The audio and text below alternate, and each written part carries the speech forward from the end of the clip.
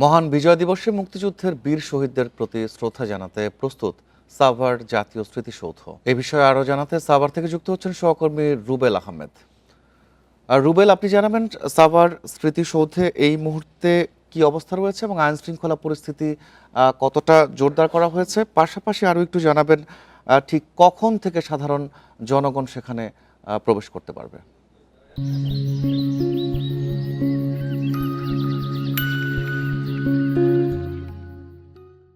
দেখুন, মহান বিজয় দিবস উপলক্ষে সাভার জাতীয় স্মৃতিসৌধ কিন্তু এরই মধ্যে যাবতীয় প্রস্তুতি সম্পন্ন করেছে গণপূর্ত বিভাগের যে কর্মীরা রয়েছেন তারা। আমরা দেখতে পেয়েছি ডিসেম্বরের 1 তারিখ থেকে সাভার গণপূর্ত বিভাগের কর্মীরা কিন্তু অক্লান্ত পরিশ্রমের মাধ্যমে সাভার জাতীয় স্মৃতিসৌধকে কিন্তু ধুয়ে মুছে রং তুলির আঁচড়ে তারা কিন্তু নতুন রূপে সাজিয়ে বিজয় দিবস উপলক্ষে। আপনি জানেন এখানে রাষ্ট্রপতি, প্রধান উপদেষ্টা, ভিভিআইপি ব্যক্তিবর্গরা কিন্তু এখানে জাতির শ্রেষ্ঠ সন্তানদের প্রতি ফুল দিয়ে কিন্তু তারা শ্রদ্ধা নিবেদন করবে, যার কারণে ঢাকা জেলা পুলিশের পক্ষ থেকে এখানে কিন্তু নিরাপত্তার 4 স্তরের নিরাপত্তা বলয় গড়ে তোলা হবে বলে আমাদের ঢাকা রেঞ্জের যিনি ডিআইজি রয়েছেন তিনি কিন্তু আমাদেরকে জানিয়েছেন, এবং তিনি আমাদেরকে জানিয়েছেন আজ দুপুরের পর থেকে ধাপে ধাপে কিন্তু জাতীয় স্মৃতিসৌধ ঘিরে আশেপাশে যে এলাকাগুলো রয়েছে এবং গাবতলী থেকে যে অংশটুকু রয়েছে ঢাকা-রিচা মহাসড়কের স্মৃতিসৌধ পর্যন্ত এই বিভিন্ন অংশে কিন্তু পুলিশ মোতায়েন থাকবে। 4 স্তরের পুলিশ সদস্য এখানে কাজ করবে, সাদা পোশাকে পুলিশ সদস্য কাজ করবে।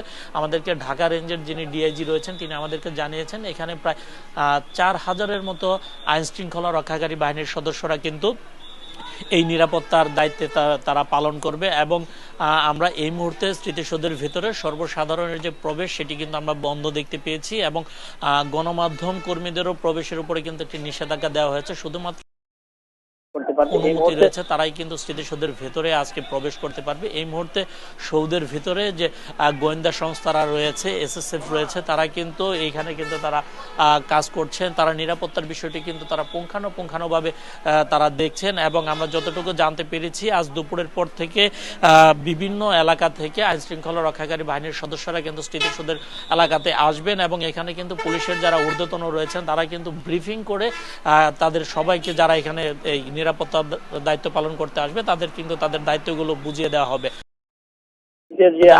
পক্ষ থেকে জানতে পেরেছি যে ভিভিআইপিদের যে আগমন রয়েছে সেই উপলক্ষে মধ্যরাত থেকে ঢাকা-রিচা মহাসড়ক দিয়ে কিন্তু যান চলাচল সকাল পর্যন্ত বন্ধ থাকবে বলে আমাদেরকে জানিয়েছেন, যার কারণে তারা বলেছেন এই স্মৃতিসৌধ এলাকাটি এড়িয়ে চলার জন্য বিকল্প সড়ক ব্যবহার করার জন্য কিন্তু ঢাকা জেলা পুলিশের পক্ষ থেকে পরিবহন সংশ্লিষ্ট যারা রয়েছেন এবং সড়ক ব্যবহারকারী যারা রয়েছেন তাদের প্রতি কিন্তু আহ্বান জানানো হয়েছে। এছাড়া আপনি আরও একটি বিষয় জানতে চেয়েছিলেন যে স্মৃতিসৌধ সর্বসাধারণের জন্য কখন উন্মুক্ত করে দেওয়া হবে। আগামীকাল সকালে রাষ্ট্রপতি মণ্ডলের যে সদস্যরা রয়েছেন, ভিভিআইপি ব্যক্তিবর্গরা যারা রয়েছেন তারা কিন্তু শ্রদ্ধা নিবেদন করে স্মৃতিসৌধ প্রাঙ্গণ ত্যাগ করে চলে যাওয়ার পরে আমরা যতটুকু জানতে পেরেছি সকাল 8:30 থেকে 9টার মধ্যে সর্বসাধারণের জন্য স্মৃতিসৌধ প্রাঙ্গণ কিন্তু উন্মুক্ত করে দেওয়া হবে, এবং প্রতিদিনের মতোই কিন্তু সেই বিকেল পর্যন্ত স্মৃতিসৌধ প্রাঙ্গণের যে গেটটি রয়েছে সেটি খোলা থাকবে। অর্থাৎ দিনব্যাপী এখানে কিন্তু সর্বস্তরের জনগণ কিন্তু এখানে এসে কিন্তু শ্রদ্ধা নিবেদন করতে পারবে, এবং বিকেলের পরে কিন্তু প্রতিদিনের ন্যায় স্মৃতিসৌধের গেট কিন্তু লাগিয়ে দেওয়া হবে। অর্থাৎ ভিভিআইপি ব্যক্তিবর্গরা কিন্তু সর্বসাধারণের জন্য কিন্তু স্মৃতিসৌধ প্রাঙ্গণকে উন্মুক্ত করে দেওয়া হবে, এবং এই স্মৃতিসৌধকে আগামীকালকের সেই বিজয় দিবস উদযাপনের লক্ষ্যে আমরা কিন্তু দেখতে পাচ্ছি যে গণপূর্ত বিভাগের কর্মীরাও কিন্তু শেষ মুহূর্তে তাদের যে প্রস্তুতি রয়েছে সেটি কিন্তু তারা করে যাচ্ছে। তারা যে ফুল গাছগুলো লাগিয়েছেন, যে ফুলগুলো লাগিয়েছেন তারা কিন্তু সেগুলো দেখছেন, সেগুলোতে পানি দিচ্ছেন, নতুন করে কোথাও কোনো